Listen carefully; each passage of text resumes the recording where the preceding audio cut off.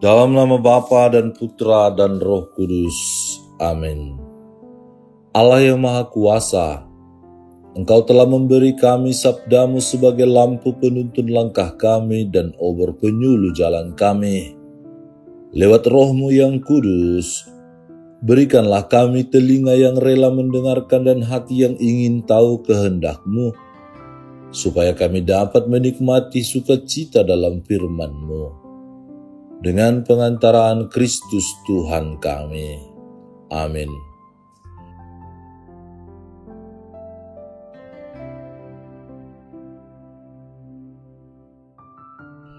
Tuhan bersamamu dan bersama roh-Mu. Inilah Injil suci menurut Matius. Dimuliakanlah Tuhan. Setelah Yesus tiba di daerah Kaisarea Filipi, Ia bertanya kepada murid-muridnya, kata orang, siapakah anak manusia itu?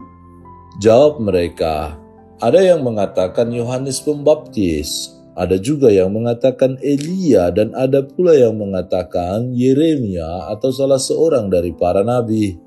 Lalu Yesus bertanya kepada mereka, tetapi apa katamu, siapakah aku ini?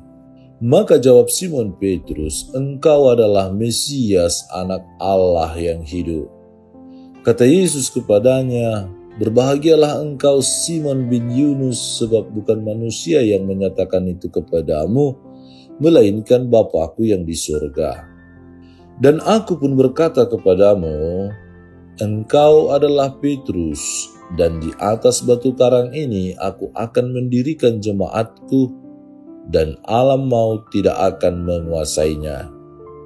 Kepadamu akan kuberikan kunci kerajaan surga. Apa yang kau ikat di dunia ini akan terikat di surga, dan apa yang kau lepaskan di dunia ini akan terlepas di surga. Demikianlah sabda Tuhan, terpujilah Kristus. Saudara-saudari terkasih dalam Kristus Yesus, adapun tema yang disajikan dalam renungan hari ini adalah belajar menghadapi tantangan iman bersama Santo Petrus. Sebagai salah satu tokoh dalam sejarah perkembangan iman Kristiani, Santo Petrus sangat dikenal dengan keberanian dan kesetiaannya mengakui Yesus sebagai Mesias yang terurapi, anak Allah yang hidup. Dari bacaan Injil Matius 16, 13-19, kita menyaksikan bagaimana teladan hidup Santo Petrus yang berani mengakui imannya dan mengatakan bahwa Yesus adalah Mesias. Kisah pengakuan Santo Petrus ini memberikan kesempatan bagi kita untuk belajar dan menyadari tentang bagaimana kita harus membangun iman kita yang sejati. Melalui teladan hidup Santo Petrus, dengan sendirinya mengajarkan kita bagaimana harus menghadapi tantangan ketika memperjuangkan iman yang kita miliki. Apalagi ketika kita berjumpa dengan orang-orang yang selalu mempersoalkan masalah ketuhanan, kemesiasan Yesus sendiri.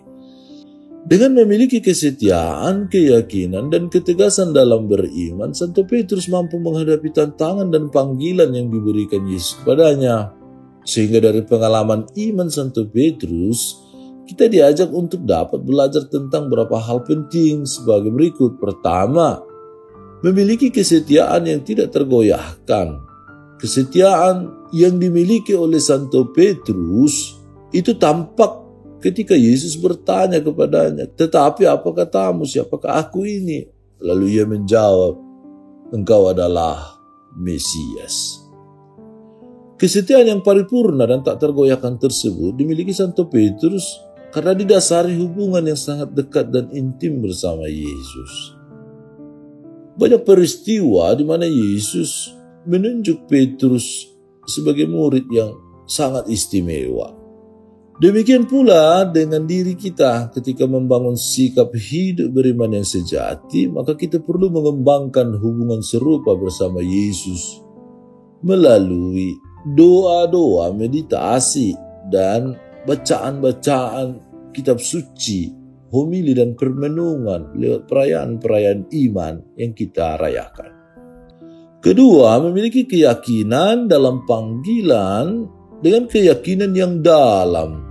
Santo Petrus telah menanggapi panggilan Yesus kepada dirinya. Santo Petrus percaya bahwa Yesus adalah Mesias yang dijanjikan Allah, sehingga dirinya bersedia untuk mengikuti Yesus dengan segala resiko yang akan dihadapi. Keyakinan inilah yang menjadi fondasi kokoh untuk membangun iman yang sejati. Kendati ada saat atau momen di mana Petrus menyangkal Yesus. Sebelum Yesus disalibkan, orang bertanya kepadanya sebelum ayam berkokok, "Apakah engkau juga bagian dari orang ini?" Petrus menjawab, "Bukan." Lalu ia pergi, berlari, menangis dan menyesali bahwa ia telah mengkhianati. Di satu sisi dia sangat mencintai, mengimani, mengakui Yesus adalah Tuhan. Tetapi di sisi kemanusiaan lain, dalam bahaya, ia mencoba untuk melarikan dirinya. Itulah kita manusia. Ketika kita memiliki keyakinan yang dalam, maka kita akan mampu mengatasi tantangan ataupun rintangan yang muncul dalam perjalanan iman kita. Kedalaman iman yang dimiliki Santo Petrus bertumbuh dari bagaimana dirinya memahami dan menghayati firman Allah melalui pengalaman pribadinya bersama Yesus. Maka demikian pula yang harus kita lakukan agar iman yang kita miliki semakin dapat bertumbuh dan berkembang. Akhir dari hidup Santo Petrus ialah ia berani pergi ke kota Roma untuk mewartakan Yesus, kendati pun ia disalibkan tidak sama seperti gurunya. Kalau gurunya Yesus disalibkan kepalanya ke atas, tetapi Santo Petrus ia meminta untuk disalibkan kepalanya ke bawah supaya tidak sama dengan gurunya.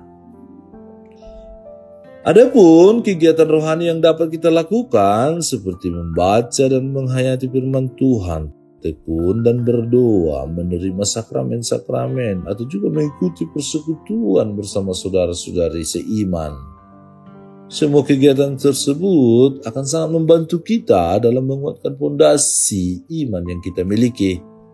Semoga melalui renungan singkat dan sederhana ini kita dapat membangun hidup beriman yang sejati seperti teladan Santo Petrus.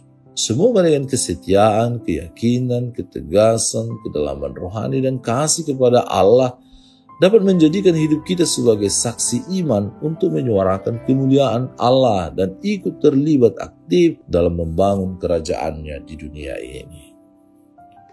Tuhan memberkati. Allah Bapa, kami bersyukur karena kami boleh merenungkan sabda-Mu hari ini. Tak lupa kami berdoa juga bagi para gembala kami, yakni Bapak Paus Fransiskus, para uskup dimanapun mereka berada, para imam, diakon, dan semua orang-orang yang Engkau percayai untuk menggembalakan umat-Mu, menuntun umat-Mu.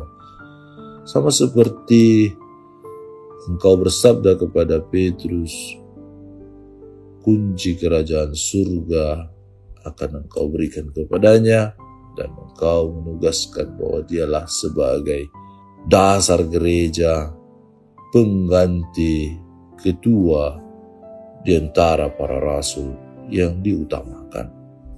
Berkatilah juga semua umat-Mu dimanapun mereka berada. Berikan mereka kesehatan dan kesejahteraan, sehingga selalu mengalami sukacita dan damai dalam seluruh perjuangan hidup mereka. Dengan pengantaran Kristus Tuhan kami. Amin. Tuhan bersamamu dan bersama rohmu. Semoga saudara sekalian dilindungi, dibimbing dan diberkati oleh Allah yang Maha Kuasa, Bapa dan Putra dan Roh Kudus. Amin.